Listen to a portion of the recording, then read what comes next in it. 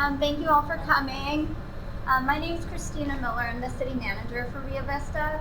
I've been with RioVista for just over a year now. I don't have a mic, and I recognize that my voice doesn't project well. So if I start lowering down volume, just raise your hand, and or just go like this, and I'll talk louder. I'm Kristina Miller. Like I said, we have a new fire chief here. If you haven't met him previously, this is Fire Chief Pfenning. He also has a really good sense of humor, so you do. And then also Chief Nazer also has a good sense of humor. You all go well from social media if you follow him. He's the mastermind. And then we have our interim public works director, Malcom, who's always wonderful to work with. So, we have a full team, and then I have actually a couple staff in the back. I have Pam Karanongan. Raise your hand, Pam. She's a city clerk. Jen Schultz. You'll hear about her later. She's she's the woman of many hats, but she's also the assistant city manager. And then next to Jen Schultz is Jen Lee, and she's the finance director. Jen is typical, like most people that are interested in finance. She doesn't like to be out of her office, and so I promised her that I wouldn't make her sit up here, so thank you. Again, thank you all for giving us your evening tonight. I know some of you, if you just walked in, you may have just missed the really quick information about Caltrans and the bridge closures. Those were already reported out. Caltrans wasn't able to make it tonight. Can somebody just repeat the dates one more time?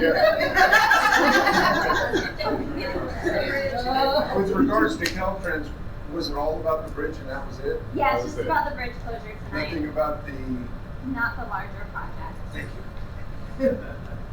Have a nice evening.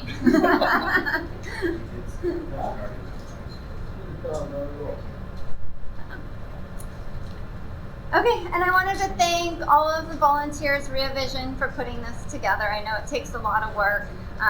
Thank you for doing the advertisement, creating the flyer, and everything that went into putting this event together so that we can speak before you tonight. As you may have heard, the city, prior to making some budget cuts, when we first did our first run of our budget, we had over a $900,000 budget deficit this year. And I want to make sure that people note that that is actually without any salary increases for employees for cost of living adjustments. So just something to keep in the back of your mind.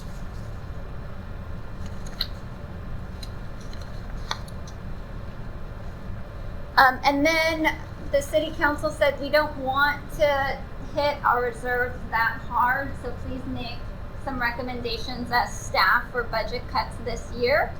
And we'll consider the city staff's recommendations for budget cuts. The department heads came together and they reviewed potential budget reductions, and the ending budget reductions. Is it okay? There we go. We're good? Okay. The council ended up not funding a fire battalion chief position, a recreation supervisor position, a public works administrative assistant part-time position, a human resource analyst deputy city clerk part-time position, and department cuts within the fire department for operations and maintenance. As a result of all of those cuts, there was still about a $500,000 budget deficit. And I don't want you to think about like this is the end of the world. We do have a healthy general fund reserve, but clearly we understand that this isn't sustainable over time. And you might wonder, how do we get there? And I promise I'll get to that answer shortly. But as a reminder, this does not include any cost of living adjustments for our employees. And you might wonder, well, then they just need to take a hit. What ends up happening is if you don't keep up with comparator cities, you end up losing employees, your really, really good employees. And I can say one of the things that I've noticed in my 1 year here is that this city struggles with background knowledge because we haven't had that retention. And so it is really important to retain our really good employees that work very hard. And we do, as part of our comparator cities in Solano County, we rank 6 of 7 on, so we're not paying very high to begin with.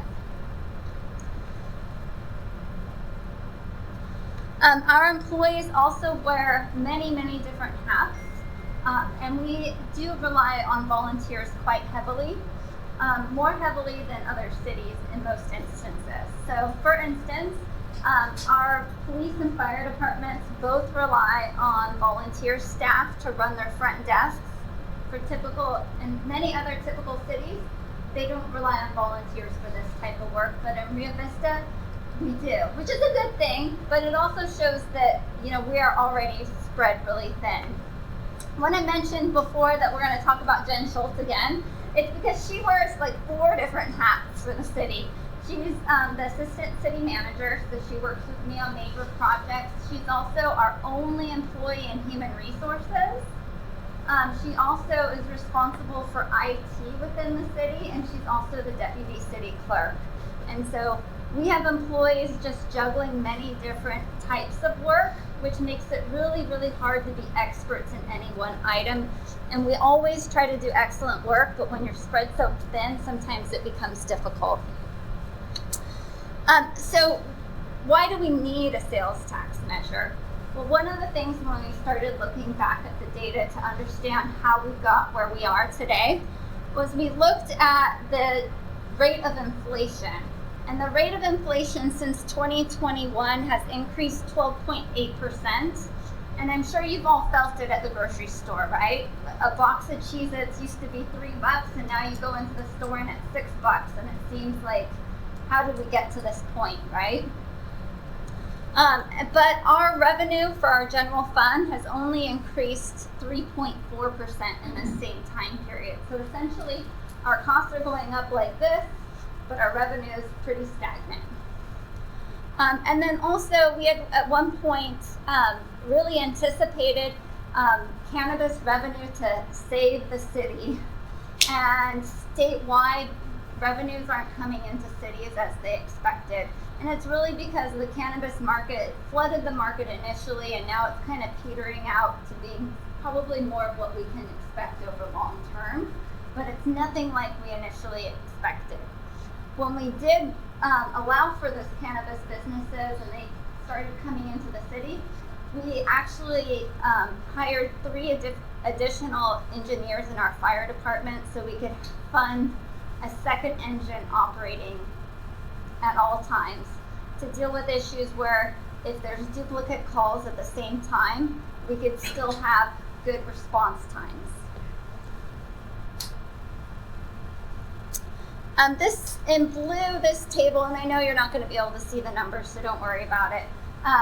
But these slides will be available on the city website if you wanted to take a look at them. In blue is general fund revenues, and then in orange is the cost of salaries as a percent of general fund revenues. It's not in dollars themselves. So you can see that as a percentage, our salaries are moving up faster than our revenue is. And there's many different reasons for that.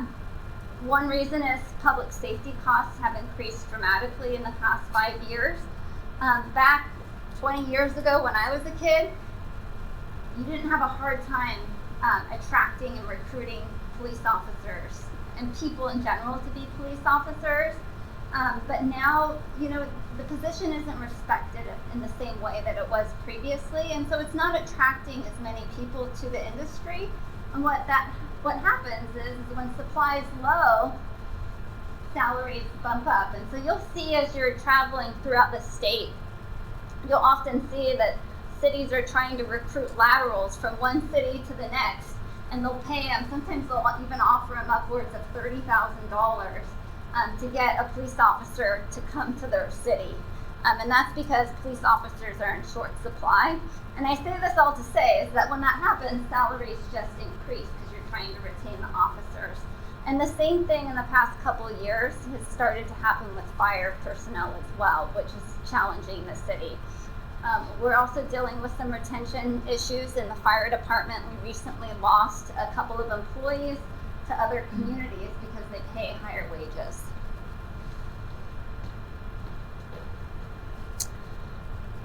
We also struggle in Rio Vista because we're competing with other communities on salaries, but our property tax revenue that we received is based on 1% of the assessed value of properties. And our assessed value, our median home prices, compared to other communities in Solano County, is the lowest. So our median home price is $461,900 in 2024. And Benicia at the top, their median home price is $764,000. So obviously they're bringing in much more revenue on a property tax basis from their residents. But we don't get that total $4,600. That doesn't all come to the city. Actually, only 12% of that comes to the city, less a small offset. And so of that $4,619 of assessed value at 1%, the city only receives $557 annually from property taxes.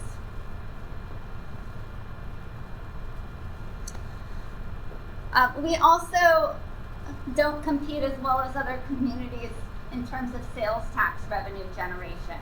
And I'm sure that you see that when you go shopping in other communities. If you go into Dixon, you see lots of different stores, lots of restaurants, lots of places to spend your money. And I'm not just talking groceries and grocery stores, because groceries actually, for the most part, are not taxed. I'm talking about, clothing, shoes, restaurants, things like that. That's all subject to sales tax. On a per person basis or per capita basis, Rio Vista ranks 6 of 7 cities in Solano County. We actually bring in $130 and some change on a per person basis annually. When you look at Dixon, they're at the top. They're bringing in $656 per person.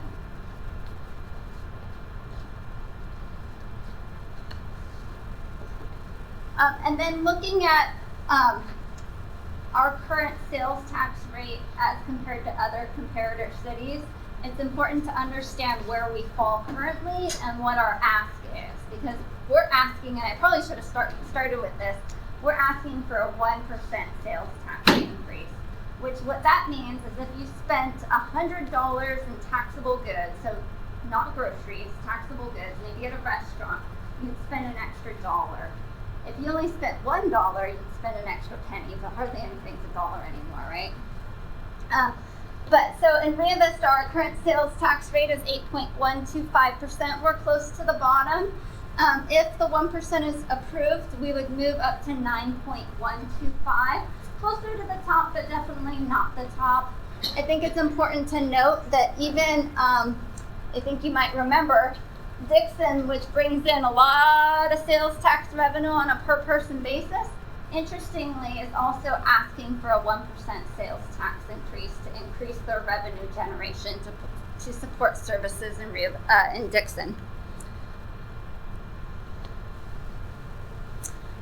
And so I think it's important to recognize, and I definitely support economic development within Rio Vista, but we also need to balance it based on what the community wants the feel and the look of the community to be. I don't think anybody here wants Rio Vista to end up looking like a big monolith city like New York City, for an extreme example. So there's balance in that, right? But in order, with our $900,000 budget deficit, in order to balance that deficit, we would have to bring in 10 gas stations at $60,000 each and 34 new restaurants at $10,000 each, based on how much revenue we generate from the average restaurant and the average gas station. And I say that all to say so that you understand that economic development is important, but we're not going to be able to get that overnight, nor do I know whether you want 10 gas stations and 34 new restaurants in Rio Vista, right? That's something to find out, but that would definitely change the feeling of this small town community.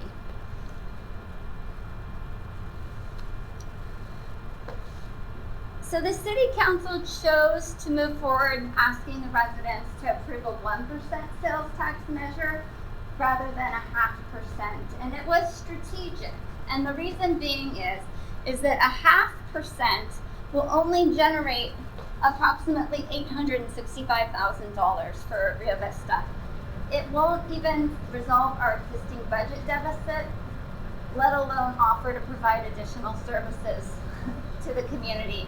And so the city council felt that if we're going to ask residents to pay more, we want to show that they're getting more, not just paying more and there's still cuts, because that just feels awful, right? So that was the thought process behind the community.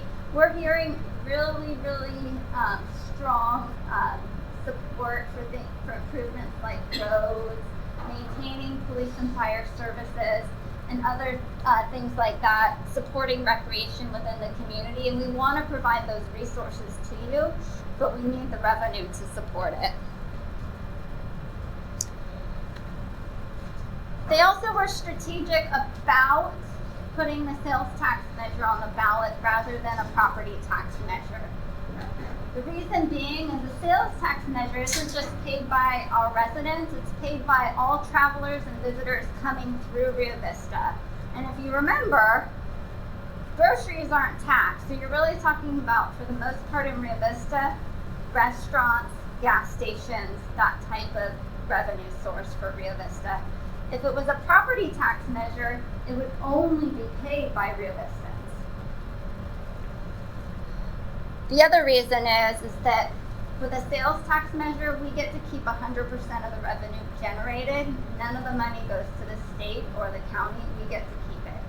Property tax measure, we would only get to retain a portion of it. Some of the provisions of the sales tax measure include a 5-year sunset clause. So we'll need to earn your trust that we're using it for the purposes that you want it. Otherwise, in 5 years, you can say, no, we're not going to fund that anymore. And so it really provides an opportunity for us to prove to you that we're using the funds appropriately.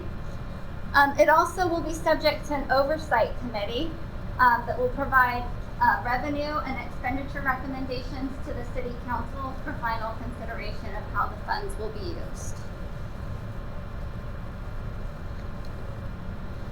As of right now, what we've heard from the community, and I understand this is quite small for many of you to read, that the first and primary purpose of the funds is to maintain existing police, fire, and general city services. That's why it's isolated up top here.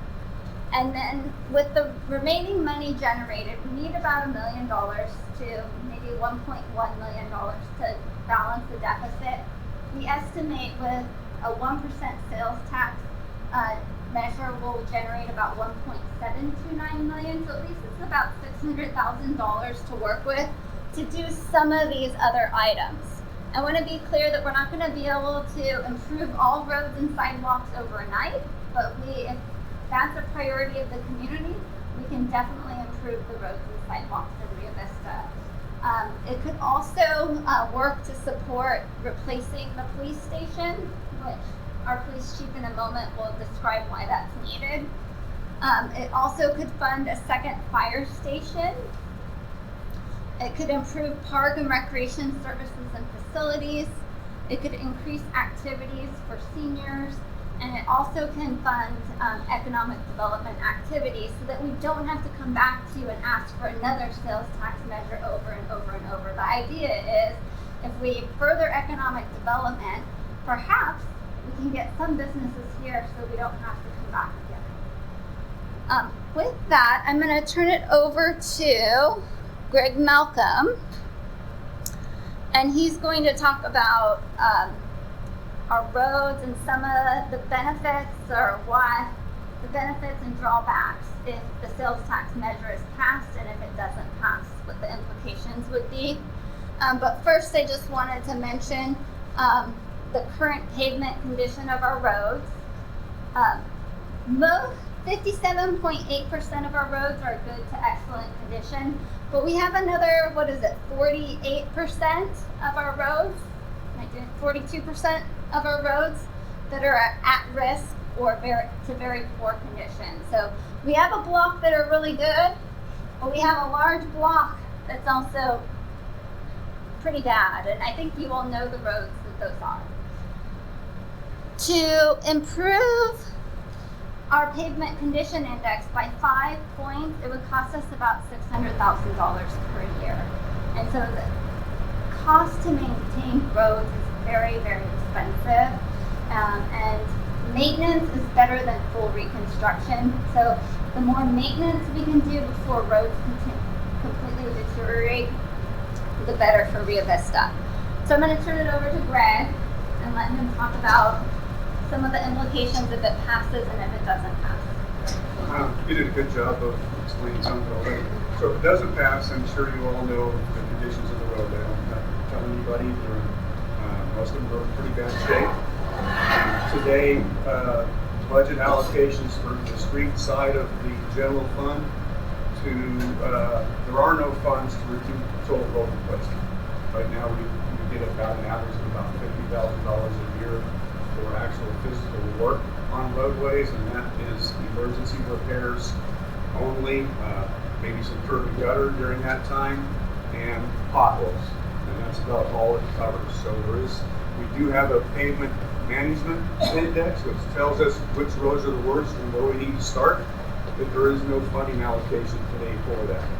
So was to pass, and the council was to approve those allocated funds, we'd be a move in the right direction, and we can start somewhere. The other part of the roadway infrastructure is total repavement or reconstruction is the last thing you want to do. You want to try to maintain the good streets in a good condition.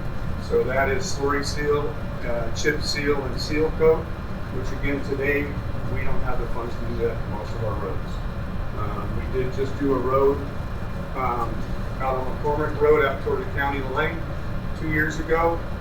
We got a good, we used gas tax funds, some funds we had allocated for that, and we got a good deal because we piggybacked on the county's project. Other than that, we typically have to stand alone on any street projects we do. You can do it a normal neighborhood street total reconstruction for about $100,000. That's what it costs today. And that cost will always fluctuate on the price of oil. Asphalt is made with oil.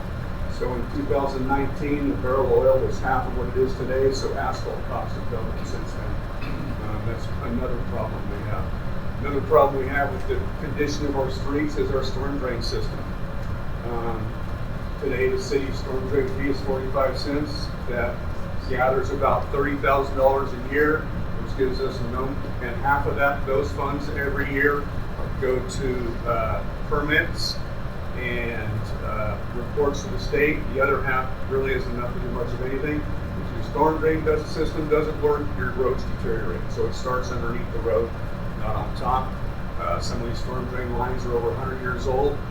Manholes are 100 years old. The outfall pipes are somewhere in between. So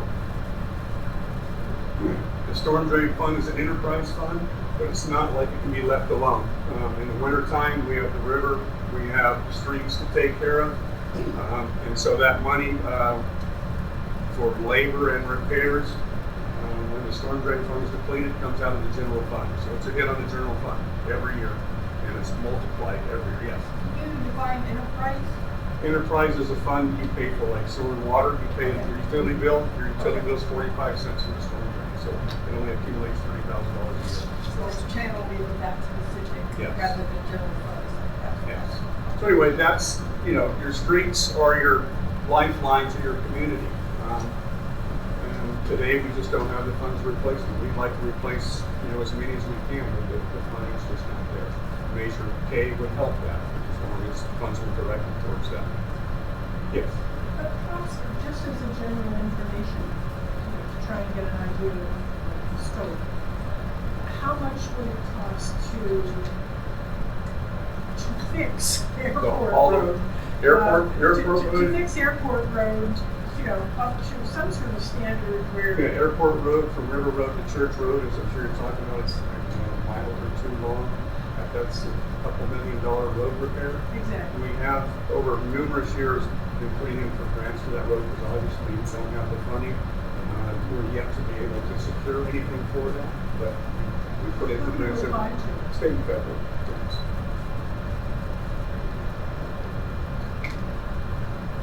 So as far, again, back to roadways, the storm drain system is key to the roadways along with the asphalt. So it works hand in hand. The other part of Measure K, none of us know what's going to happen if it doesn't pass. The other part of public works that it could hurt would be, parks is a big part of the community. We have over 11 parks. A lot of people use them. They're used for all the activities, but they're not essential if you have cuts. So, that's something else that the council would have to weigh. Another aspect of it for that is all the events we do.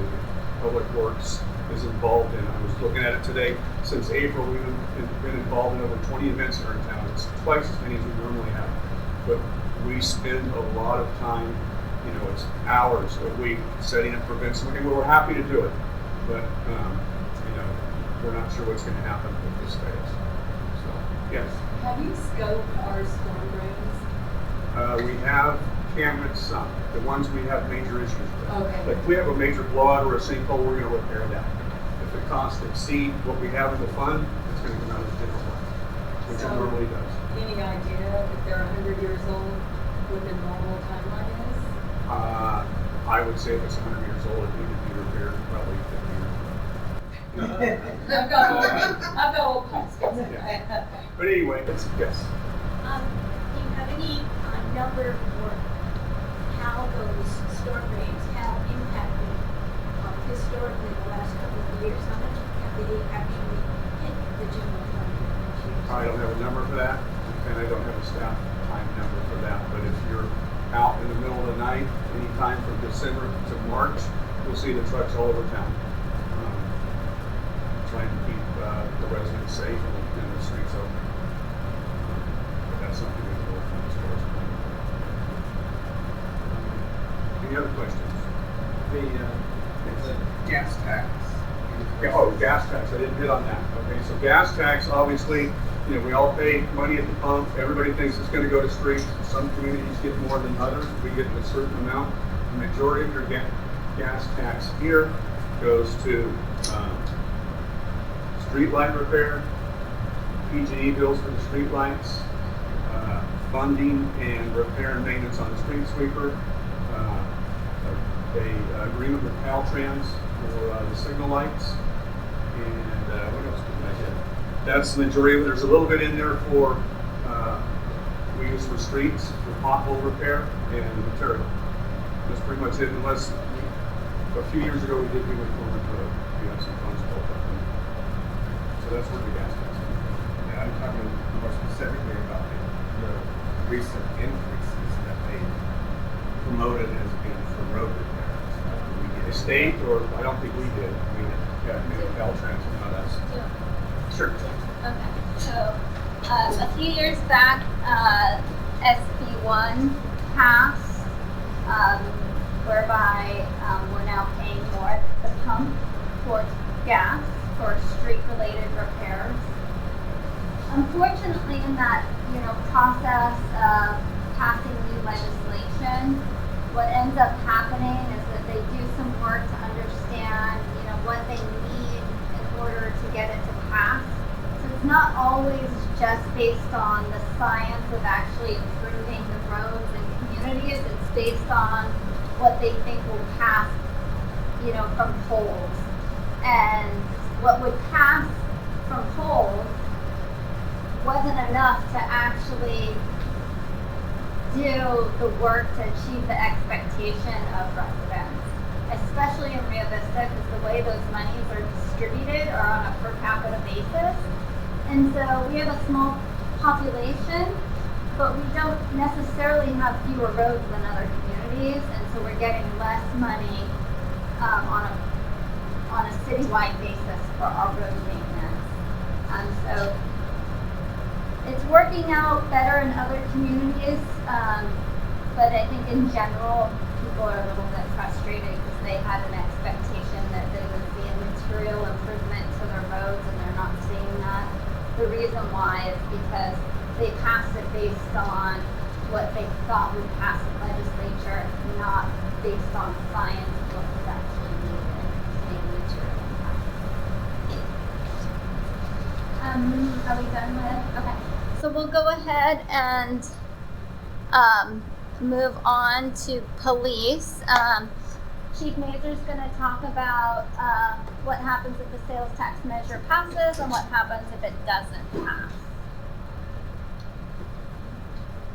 Thank you for coming. What I want to put it in context is that we're looking at balancing a budget that is not balanced currently. So when we're looking at how would we balance that budget, we're looking at what are the essential services, and in police, that is when you dial 911, we want to send 1 or 2 officers to your home to deal with whatever your problem is. Everything else is not essential or less essential. It goes on a gradient. When we collect evidence at a crime scene, the person who manages that evidence is also essential. Releasing records to the district attorney and to people to request them is also essential. So we're operating based on that concept. So when I look at what is less essential than those core essential operations, the first thing that comes to my mind is the school resource officer. Do I want to cut my school resource officer? Absolutely not. I think there is a huge value added to the community, especially those with school-age children, when we have a school resource officer. However, if we need to balance a budget, it's not going to be pleasant. It's going to be uncomfortable cuts. That would be one of those uncomfortable cuts, and probably the first one I would recommend, because there is a combination of sort of that non-essential function in conjunction with a significant amount of savings. So by reducing that staff position, there would be a considerable savings to the city. And people ask me, well, how can you do that? There's already a sheriff's contract, it's already signed. Well, part of that contract includes the ability to modify it based on the needs. So at any point, given 30 days notice, the city can tell the sheriff, hey, we need to modify our contract. They say, okay, give us your proposed changes, and then they come back with, this is your new price tag. It's sort of like coming up to the drive-up window at McDonald's and you want, the biggest meal that they have, and then you look in your wallet and you say, oops, what can I get for $5? And you find out it's only a small fry.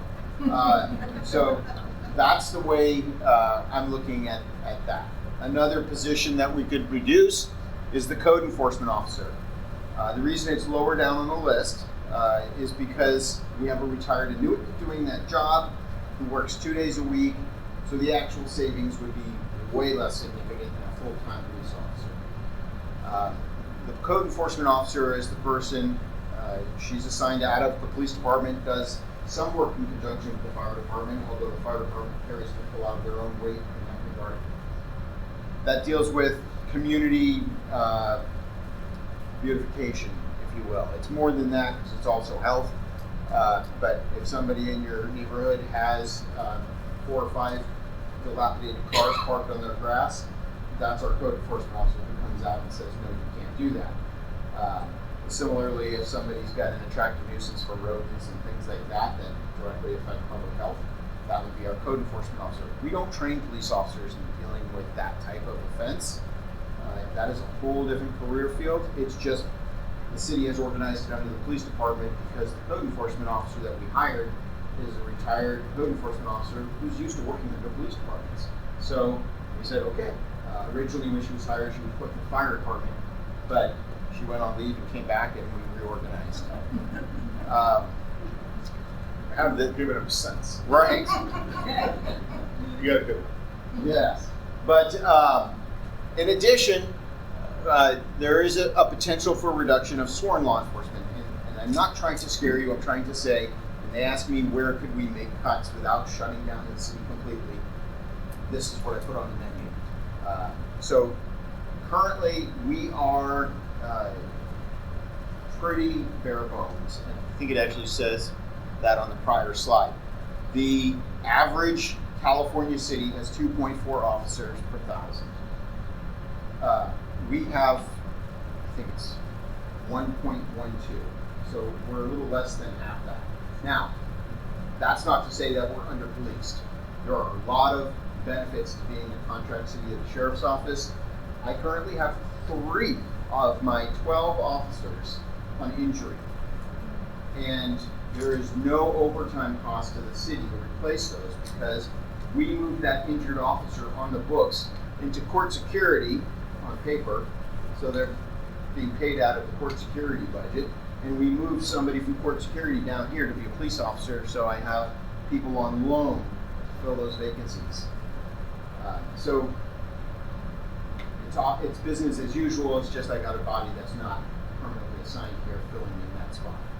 So that is the way we're operating right now. In a normal city that doesn't have a contract like that, they need to carry the staff to be able to maintain minimum staffing even when people are injured. And in my case, a quarter of my workforce.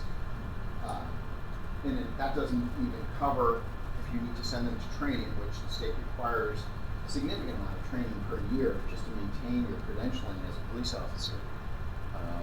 So there's training, and then there's vacations, because every once in a while an officer wants some time off, and then we have to hire on overtime. There is overtime built into that contract based on the number of allocations. So again, reducing the number of officers we have here would have a trickle-down effect on the other line items of our contract. So the first one is salary and benefits, and then it goes to workers' comp, overtime. All of those things are based on the total number of bodies. So yes, the contract could be modified to reduce staffing, not by much. So the reality is I have 2 supervisors who supervise 4 shifts.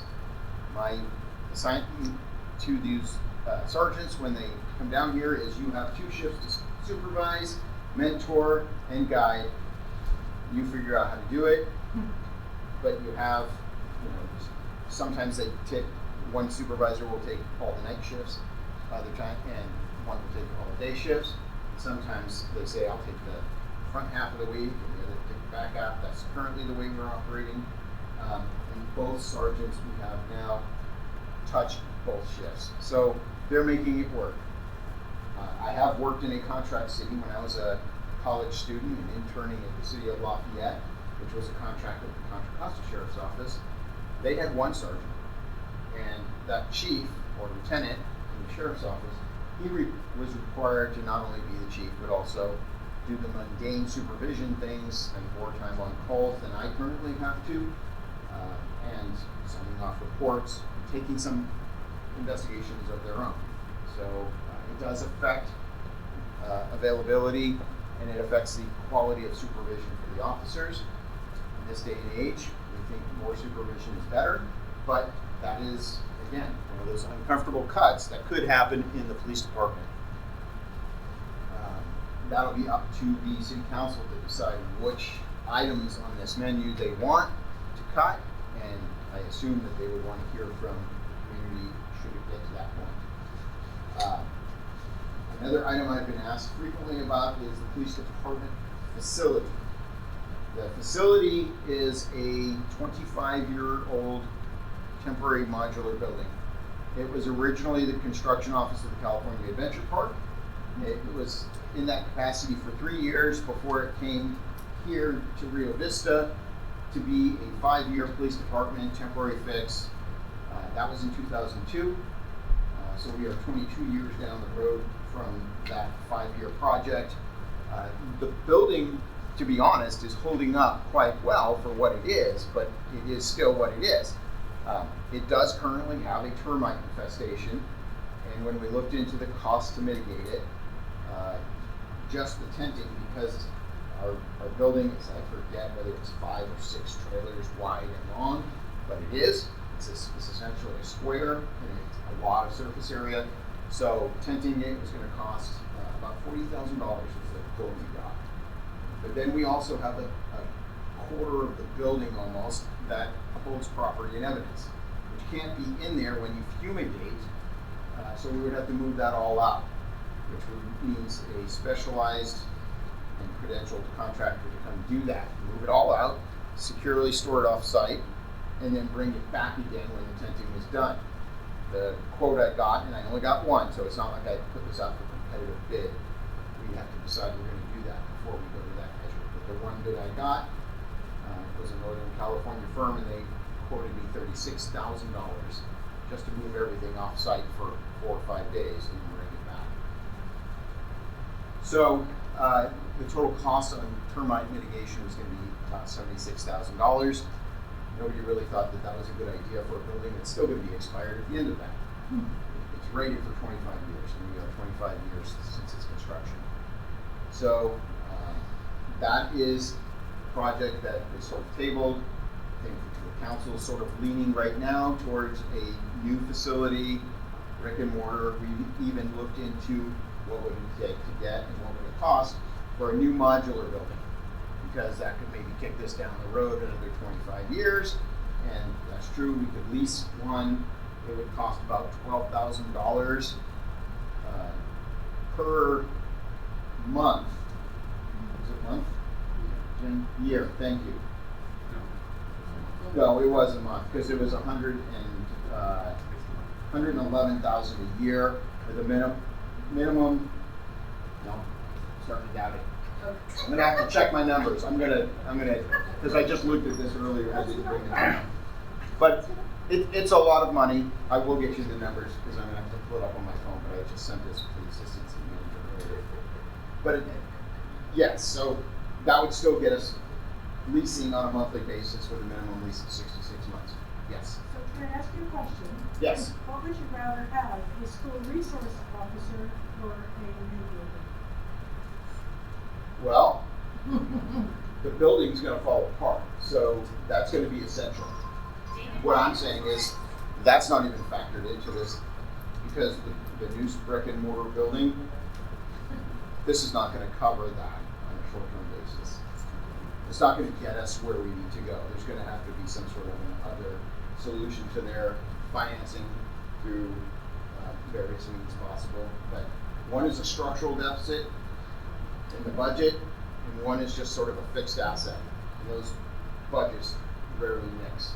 Hopefully I'm making the finance director proud. He's smiling. Let me pull up that number, because I feel like I threw it out there and I don't want it to be that wildly questionable. This would make a nice police station.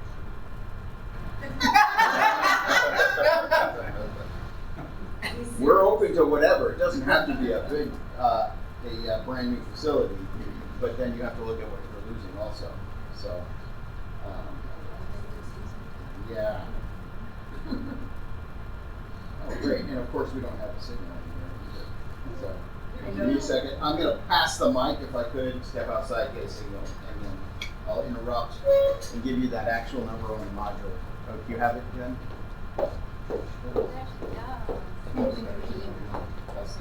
Ladies and gentlemen, Jen Schultz. Oh, yes, thank you.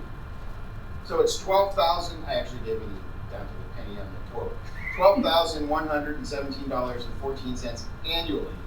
The total contract would be $101,144.62, but it's only 66 months.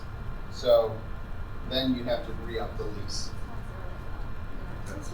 It's a modular building. That's the quote we got in 2023. It's a little bit smaller than our current facility, but there's some extra space that we didn't need, so we didn't custom fit the building. So anyhow, that was what we looked at. So.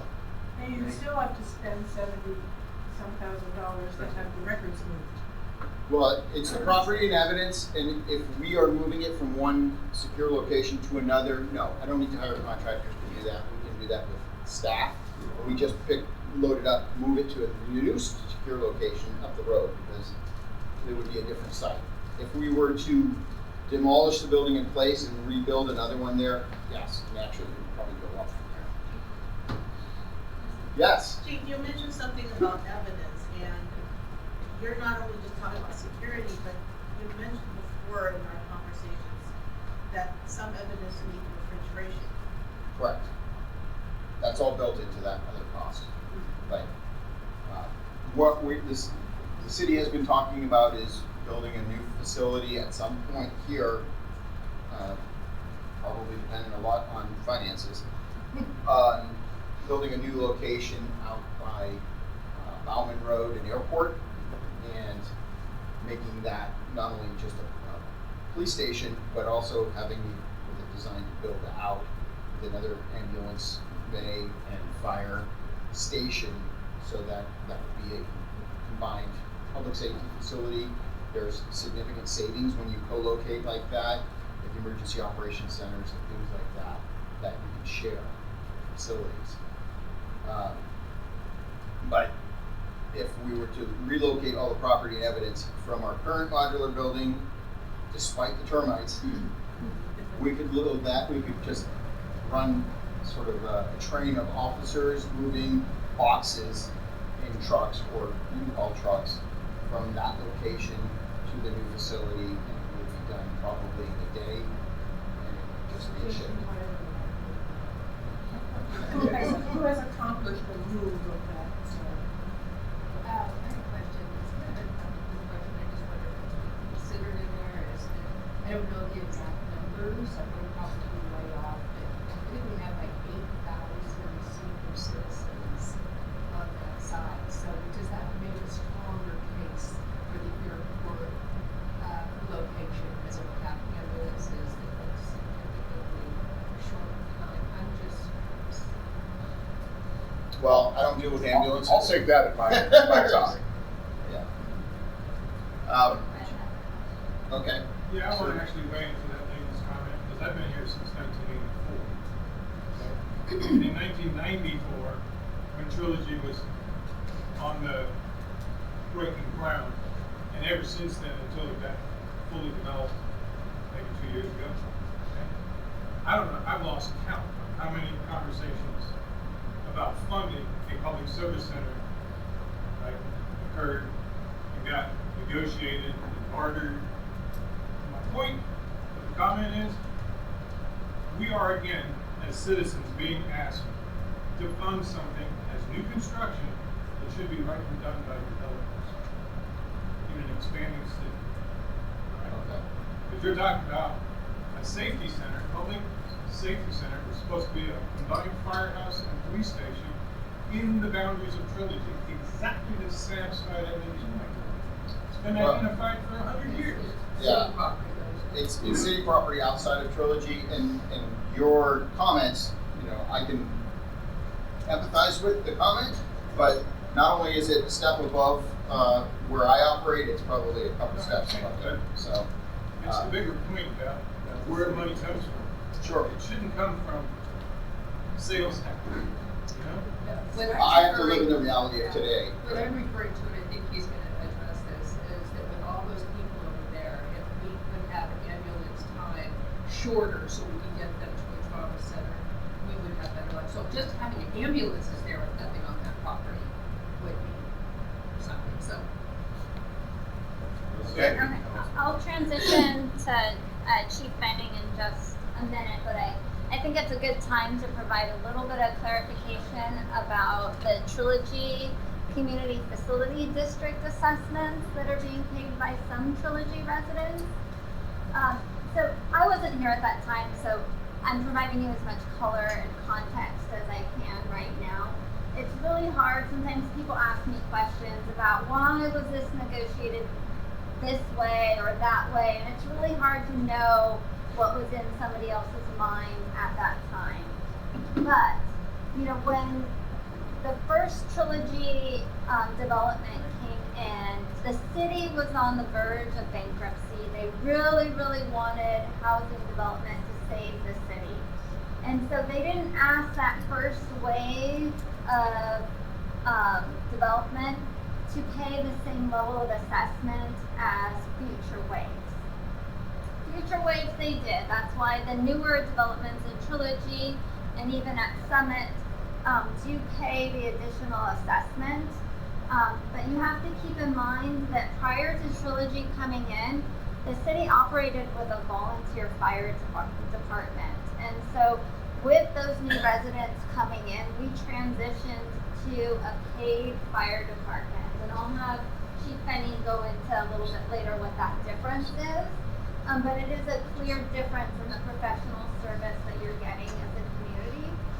And then thereafter, in 2021, we went from 1 fire engine response at any one time to 2. So we're running 2 engines. And so we increased the staffing again. And so Trilogy residents have received, well, they haven't gotten a new second facility. As a result of that community, new additional services are being provided to the community as a whole that are providing better protection. One of the problems with the assessment itself is that there is only a maximum 2% annual inflator in that assessment. That means you can only be charged 2% more per year, but our costs are rising faster than 2%, so our costs are outpacing our revenue generation. I'm going to turn it over to Chief Pfenning to talk about some of the impacts to his department that could occur. And when we talk about these, I don't want to make you overly scared, because ultimately how we deal with the budget deficit is a council decision. But clearly we're going to have to make some very difficult decisions as a city if it doesn't pass. And so they're giving you what the council will be provided on a platter per se for them to decide what exactly will be cut. And so I'm going to turn it over to Chief Pfenning for you. Thank you, boss. Well, evening everybody. I guess we'll kind of start with some of the questions that came out. It might just be easier just to give a little overall view of the fire department, kind of what we do now, and that might help with some questions in the future. So, as was stated, we currently operate, we try to maintain an operation of 2 companies a day. And our companies consist of just 2 people. So I have 4 staff on a day. We'll have 2 fire engines with 2 people on each fire engine. The norm and the nationally recognized standard is at least 3 or more. So while I say we're there and we're responding, we are already at a lower level. We always work, the big side of our world is the advanced life support, paramedics that we have on our fire department. It's a tremendous asset to the community. It was a great move by the community to want that, a wonderful move by, I don't know which council it was, but whoever they were at the time to make that happen. So with those 2 companies, when we have them both staffed, we like to have a paramedic on each one so that we can maintain that advanced life support service necessary in this community. On the ambulance side, the city, the fire department, we do not operate the ambulance. The ambulance is a private provider. It's Medic Ambulance. Their headquarters is out of Vallejo. They have contracts all over the place. And per the county EMS authority, they tell them we need you to have one ambulance in the city of Rio Vista. So we'll have the 1 ambulance here. Where the pitfall is when that ambulance needs to transport somebody, we all know where all the hospitals are around here. And so paramedics on our fire engines are essential, especially during that in-between time. When that ambulance leaves, how long it takes the next ambulance to come out here. And that's all dependent upon how busy the rest of the county is. They might be back out here in 30, 35 minutes, it might be longer, yeah. Have you guys factored in that North Bay will open a year from now? It's supposed to be trauma 2, my understanding is. So just to get somebody to there would be substantial rather than moving 20 to 30 miles. So whatever happens with North Bay, it's not really going to affect our response times.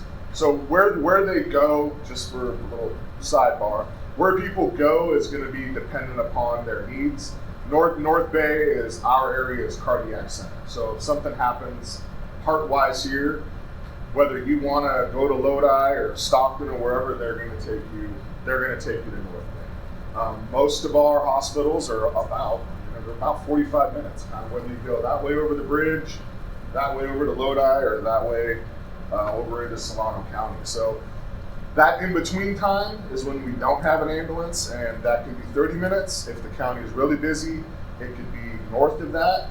If it's busy enough, they stop at the Railroad Museum, and they'll just post right there halfway. Because they... What I'm referring to is the new North Ag. I thought it was going to be Trauma too. When it opens, 1 year, 2 years. A new hospital? But on Main Street or Trauma. No, that's a clinic. No, but I read it was going to be a Trauma too. No, it's going to be a clinic. It's not going to be a receiving facility, so ambulances won't be able to drop off patients there.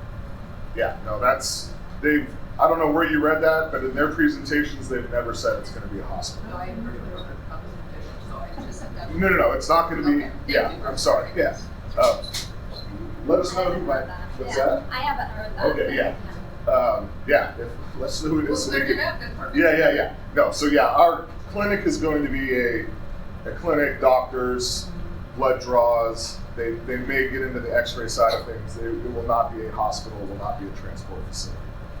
It would be amazing if it was. That would save us a lot of everything. But yeah, it's just going to be a clinic.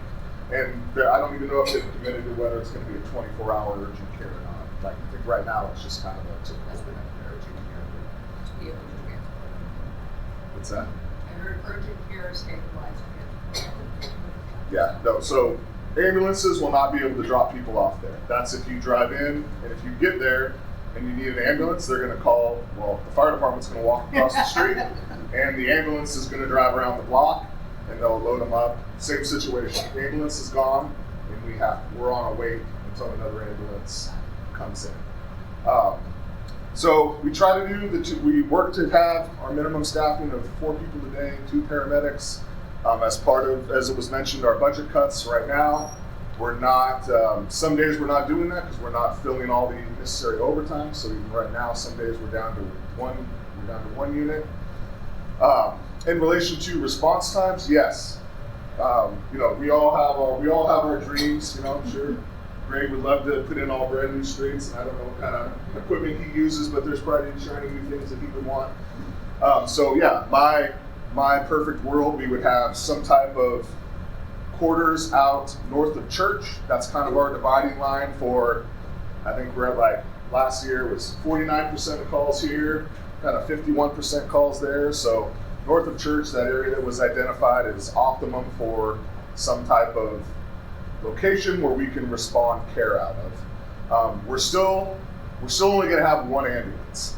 So for us on the fire side, it's more imperative to have 2 units. So we kind of think of it as we would have 2 circles that are all 5 minutes, as opposed to right now we have, I don't know, whatever you want to call it, an oblong shaped thing that we kind of have a 5, a 6, a 7, an 8, and a 9. So optimally, yes, that would be best for us. Splitting the units so we have 2 paramedics anywhere in the city in 5 minutes, irregardless of what's going on with the ambulance, whether they're transporting or wherever. So we can get there, provide care, stabilize patients that these great folks do every, once a week. Do the assessments that Summit, DeNova and LGI, all those new homes have pretty good monthly assessments and assessments for the fire department, police services, and wastewater improvement. From Trilogy, it goes from 1,600 to I think 2,800 in there in the new section. Are those allocated for our current expenses, or do they specifically have to go to a new facility? I don't know if I could break down how it's actually divvied up. Jen Lee? We're currently using those funds for the operating costs of public safety. Okay, so current expenditure, Yes. not anything No. Extra. specific. Okay, No, Yeah. thank you. So, any other questions about current there? I'll just kind of keep on rolling. I tend to get lengthy. I'll try to cut it short. So that's kind of where we are currently. We run about last year we had about 2,700 calls. So we're not the busiest in the world, but the boots are on the ground. They're out and about. Of those, we had about 350, 360 calls that we called back-to-back or concurrent calls. So kind of highlighting the need to have 2 units.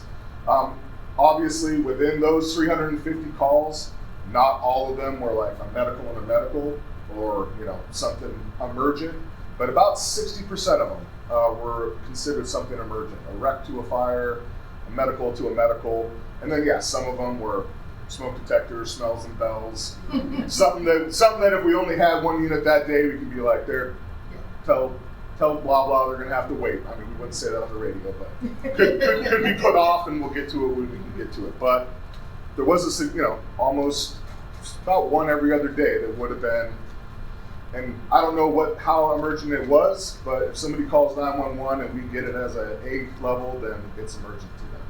And a lot of times people call in, really understate what they have, and then when we get there, it's like, oh, you don't have a bloody finger, you're missing a finger. That should have been a key component you told our dispatch. So, calls that don't seem like much can easily turn into a lot. So right now, with the cost savings that we're already doing with the city, so our department looks at, so there's me, and then there's the engine company. So we don't have a number 2, we don't have a fire marshal, we don't have a training officer, there's no ops chief, there's no public education officer, there's me, and then there's the line staff. And we're doing our best to, as we can, keep 4 people on a day, with some days being 3. As was brought up, staffing's a problem. So we have 12 total, no, I'd be 13, but 12 total shift staff. And in the last roughly 4 months, we've lost 4. One was for retirement. He was our 2nd full-time employee with the fire department. So it was like, thank you. You've done well. The first is still there. So everyone knows Kenny. He's still there if you're wondering. But the other 3 left for opportunities and mainly financially related. So it's pretty hard to tell those 8 to make up for those 4. So people would be working pretty much 4 days on, 2 days off, forever. So in order to alleviate that, we have some days where we're just staffing 1 unit. So what it would mean for us if this does pass, that, 1, we would be able to keep that, because that's our goal. Dream world, I'd like to have more than 4. Somebody was kind enough to throw me that softball at one of our meetings. Would you want more people? I would love more people, and I love simple questions like that. Of course, everybody here would love a lot more people. So would I love more? Would it be great to have 2-3 person engine? It would be, but there's what the city has and what we can work with. And right now we're doing well. We're making it work with 4. When we have it, we're getting to our calls. We're providing the public service. We're working with our neighbors, but we want to avoid those back-to-backs and times when we can't. So passing keeps us at the funding to keep the minimum. And I mean, in a nutshell, not passing means we're in that line of maybe we don't. And we go to 1 person or a 1 engine company a day until we can see otherwise. If I had a second in command to get rid of, that would have been the first cut, but we've obviously just not filled that. And there isn't any other staff. As Chief Mazer brought up, I have volunteers who answer the phones, and they'll kind of go out and do some weed abatement and do some other stuff, but we're very limited as far as what they can do. And like, we should talk about volunteers. You're right, because then we glaze over that. So I might bring the chief back up to talk about that, because we get that. Can more people do? I'm happy to have more people if they want. We can figure out ways to help answer phones and stuff, but there's not a lot of other avenues that we could. Definitely no jobs that we could get rid of that we could backfill with volunteers. Because I will say, most people who want to volunteer, they're done. They're retired. They're not looking to put out a grass fire and go throw a ladder. They're looking to do the fun, simple stuff around the station. So we don't have really any other big areas to cut, and we want to maintain what we can. But yeah, it's pretty simple for me. If it doesn't happen, that is an option. Going down to one station or one engine. I'll piggyback what the chief said. The need for a second location, it's great for everybody. Without, it's kind of a for sure not going to happen. With, it's at least a maybe. And I've lived a pretty good life on maybes. It's a lot better than no's. So that's kind of where we're at with that. The big ones for us would be hopefully getting us back, because recruitment is hard. But if we can get back to keep our 4, that's great. And then if there's avenues for financing, I'm just making stuff up, bonds, whatever. I don't know what the terms would be to finance stuff, because we are expensive. I can apologize for it, but that's just the facts. People cost, buildings cost. We're looking for creative ways to get these less expensive building. We're not looking for Taj Mahals and gold plating and oak floors. We want to try to find buildings so that we can expand our service and provide the best service we can to these folks. So that's kind of what it means to me. Yes, I have ma'am. a question. If Measure K does not pass, what will happen like last 4th of July? We had multiple incidents at the same time. Yeah. How would you cope with that if you only have one agent? So all of the agencies in Solano County, whether they're paid or volunteer, we have mutual aid throughout the county. So if we have a back-to-back call, we will call for assistance from a neighboring agency. Our neighboring agency, so surrounding us, is the Montezuma Fire Protection District. They're a volunteer basic life support agency. They're currently doing great with having a certain level of folks there kind of Monday through Friday, 8 to 5. And then they'll have somebody who's kind of the duty officer, but as far as their level of response, there's not really a guarantee. You get into holidays, 4th of July, most of the time people want to go and enjoy their 4th of July. So, with our paid side, it's, well, this is your shift. We know coming into this job, you can write off 1/3 of everything important. Birthdays, 1/3 of the holidays, 1/3 of your anniversaries, 1/3 of, well, it probably won't be 1/3 of your childbirths, because that'd be a lot of kids, but a third of a lot of the important stuff you're going to miss 100% of. A third, you're probably going to miss half of it. You'll get Christmas Eve, not Christmas Day, and then the other third, you're going to make.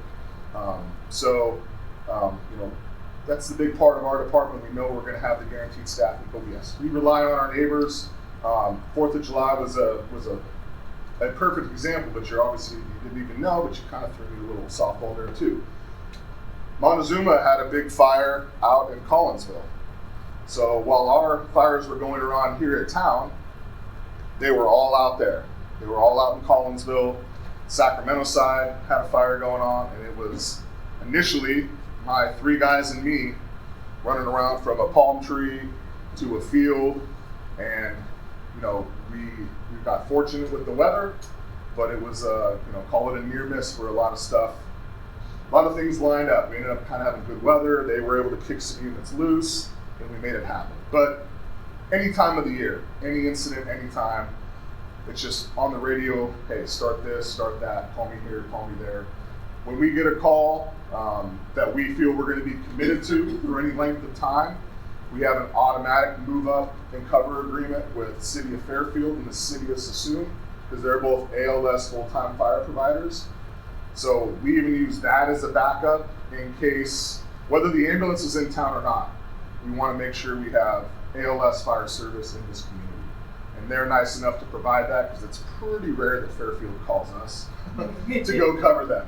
They got 7 units on a day. So, but it's also a thing that's built in that's a big benefit, as our other providers understand the situation that we're in, the distance that we have. So when we get committed, nights like that, 4th of July, City of Fairfield was at our station running. They ran 2 other little calls, not essential calls, during that kind of 3 hours where we were kind of, bumping all over the place. So we have good working relationships. We rely on our neighbors.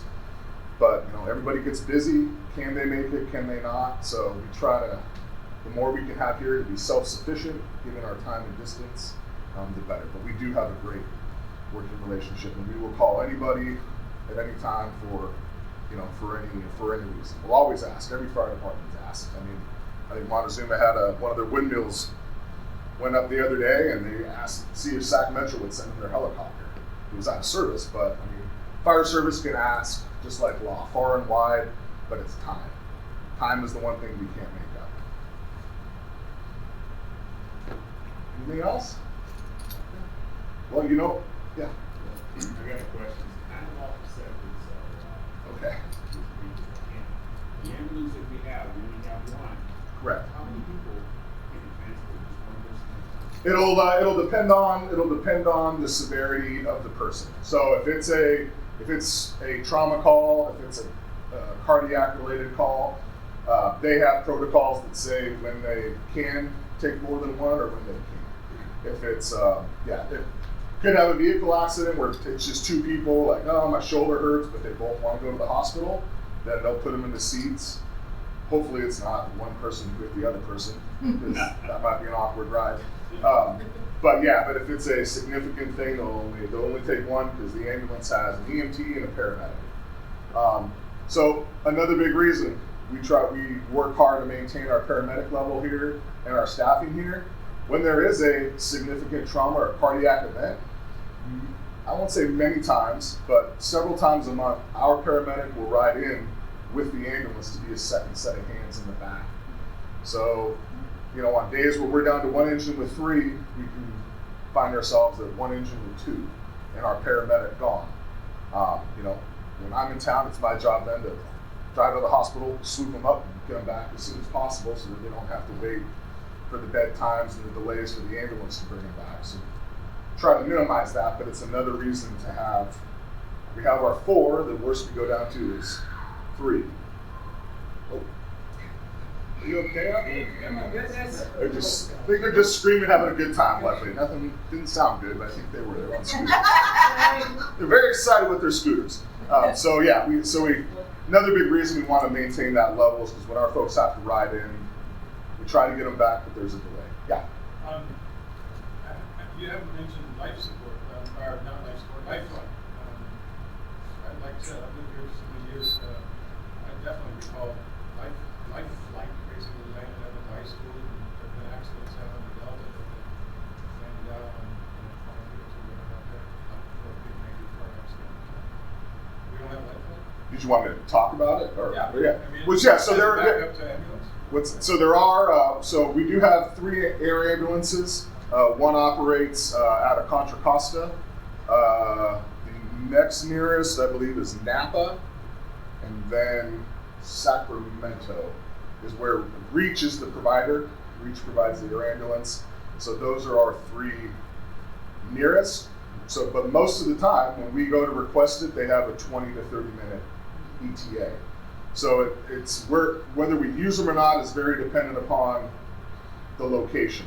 Because for the paramedic on a ground ambulance, if it's like, well, if I just load them in, then maybe they are serious and maybe they do need a flight.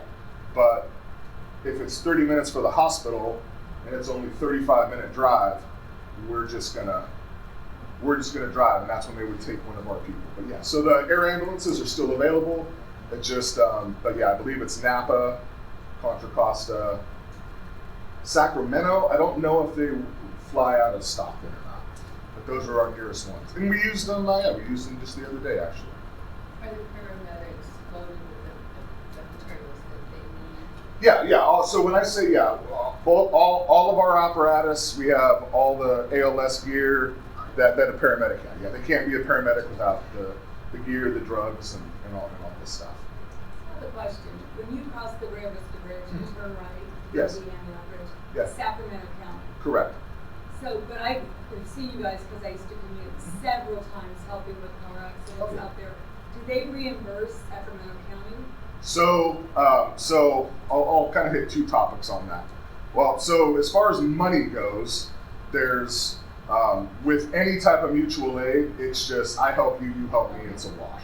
Whether it's here in the county whether it's Contra Costa could call us and we'll go help them. They came up and helped us for when we had an overturned diesel truck over there. Sac City came down with their hazmat rig, didn't bill us. So most mutual aid is just, I'm helping you, you help me, unless it's, unless it turns into something super, super significant, and then probably the state and other stuff is gonna, we're not gonna have a 40,000 acre fire, that we're gonna have that many resources coming in for. But yeah, for the most part, money doesn't change things. It's, you're helping me, I'm helping you, and thank you very much.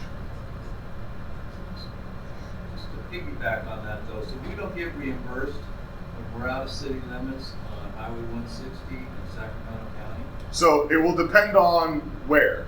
So the city, so basically 12 down to the Antioch Bridge. In Sacramento County, it's the Delta Fire Protection District.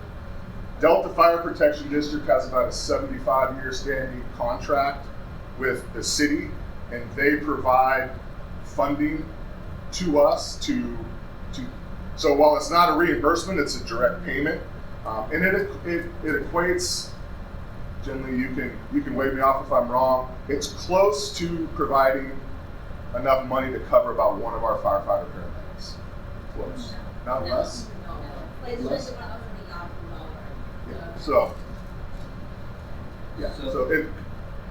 So to provide all those calls out there on 160, we only get $100,000 a year. Has anyone tracked the cost of those? Because that's not in the city limits. I'll pay anything to have you guys in town for me. Sacramento County, I'm not interested in. So if you're asking me to subsidize service to Sacramento County, I'm going to be totally against that, because they need to stand on their own. $100,000, if that cover our costs for all those accidents I see you guys out on there, I don't think so. I could not give you the number off the top of my head, but yeah, we can look at how many calls we run over there, and there's different ways to look at that. Do you look at the time spent versus the money? Do you look at the number of calls spent versus the money? Do we send just one unit? So there's kind of different ways to see how that money works out. But I completely hear you, and I understand, and it's a thing that has been, like I said, going on for 75 years. And well, if I Vice can Mayor. add something, I think that 100,000 is a fixed amount that comes to the city. Right. And Jen might kill me, but also when grant money comes into the Delta Fire Protection District, they also give that money to us. So my understanding is over a 4-year period, we could be receiving $250,000 a year. So it's not actually 100,000, it's more than that. Okay. Further, the second point would be that when there's an accident out on the highway over there, there's probably a good percentage of realistic citizens who help. I can tell you the last 3 significant incidents, I believe, included one fatality. And so we could go to volunteers for something like that, but then you're not providing the ALS services to them. That's one of the things that is really naturally requested by all of us. And we also, again, to the lady in the front, that's a great example of where we utilize our mutual aid. So we will, especially on days when we have 2 units, we'll send one. We'll try to call Isleton. We can try to call, River Delta. I'm not saying we try to avoid Montezuma, but we don't want to keep dumping everything on this side. And if we get caught up there, it's good to have, somebody close to help. Likewise, as I'm sure you've seen driving down 12, there have been some fires out on Highway 12 out in Montezuma's district lately, and they get tied up for a while. And they know that if something significant enough happens in their area, then we're going to be able to cover. We might not be able to send them a unit, but we're here to help cover their area when they get busy. And we do, from Delta District, they maintain a certain amount of their property tax to run their district, and a fair portion of that, they, over the years, have bought additional stuff for us. Right now, they're funding, we're getting our SCBA fuel station refurbished, repaired, and reinstalled, and it's going to be about a $40,000 bill. They're covering that. Anything else? You want to talk volunteers? You know where the fire station's at? 350 Main Street. Door's always open.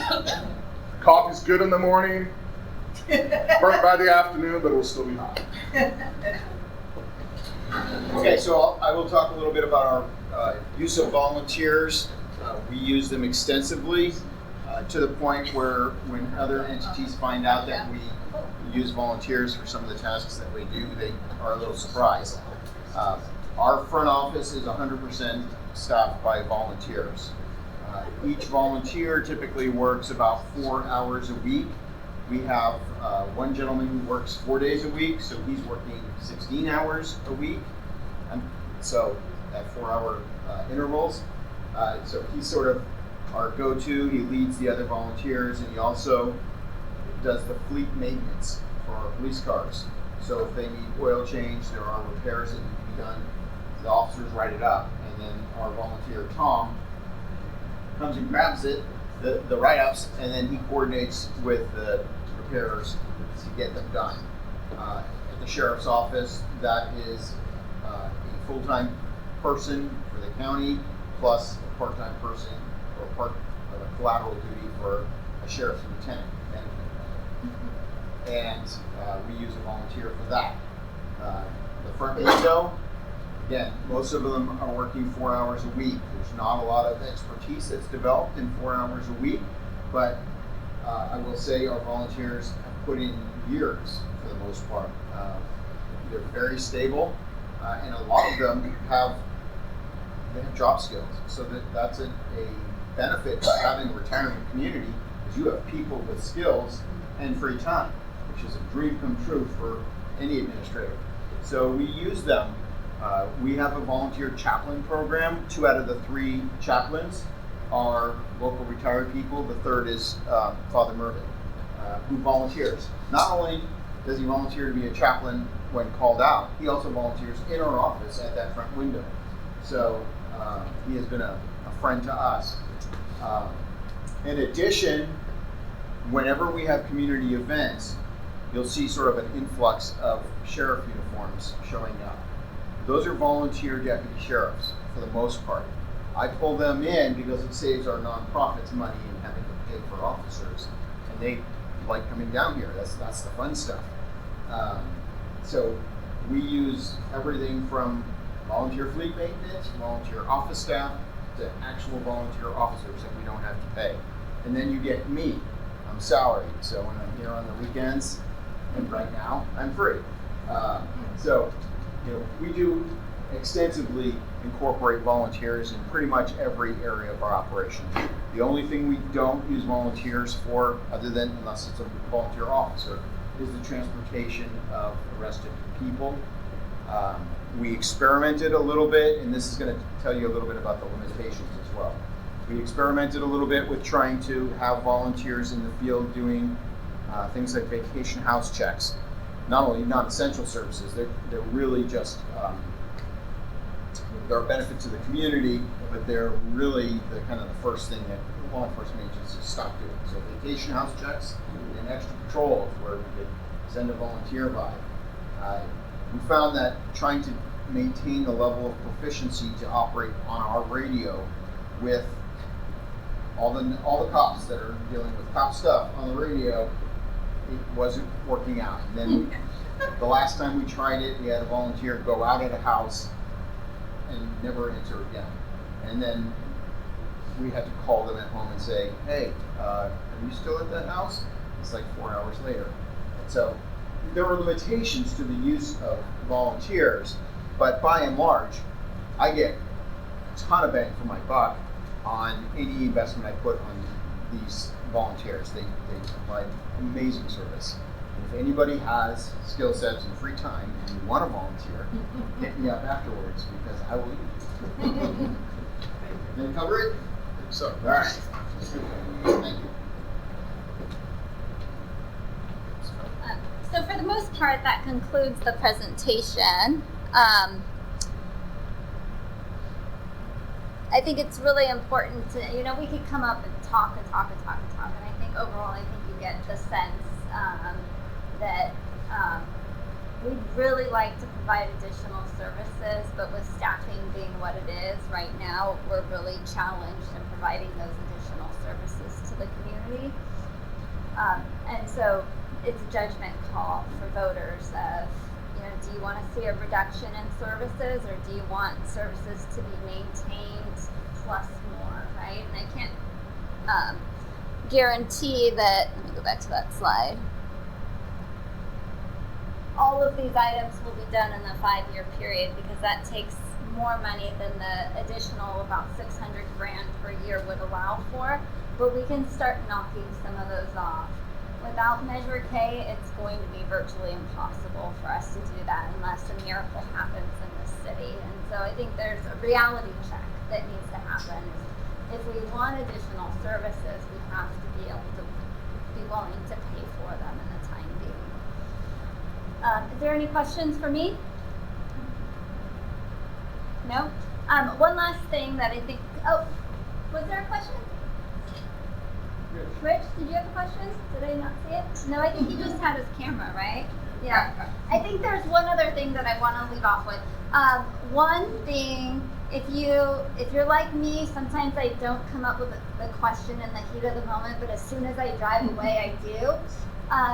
On our city homepage, if you scroll just a tiny bit down, there's a button that says sales tax measure. If you click on that, you can submit a web form with your question, and we're compiling the questions and providing answers. We're getting an influx of them, so don't expect an immediate answer, but we will get back to you with a response, because we want to be as transparent as possible. So if you have a question that's making you second guess your decision, please ask us, because we'd rather get those questions answered than you to be left without and making a judgment call. And then one last thing that I failed to touch upon, I did get a question about, well, why don't you just cut City Hall staff, and how come we haven't talked about that? And the reality is that most of those staff there are doing water, sewer, and general city work. So like finance, right? They do water and sewer billing. That's a large portion of their job. And so a large portion of their salary gets pushed to water and sewer. And so if I were to cut that employee, it would only, and 90% of their salary is going to the water and sewer, and only 10% is going to general fund. By terminating that employee, I still have that water and sewer billing work that needs to be done, but I only saved about $10,000 of their salary, which with salary and benefits, just hypothetically being, if it was $100,000, I might only be saving $10,000.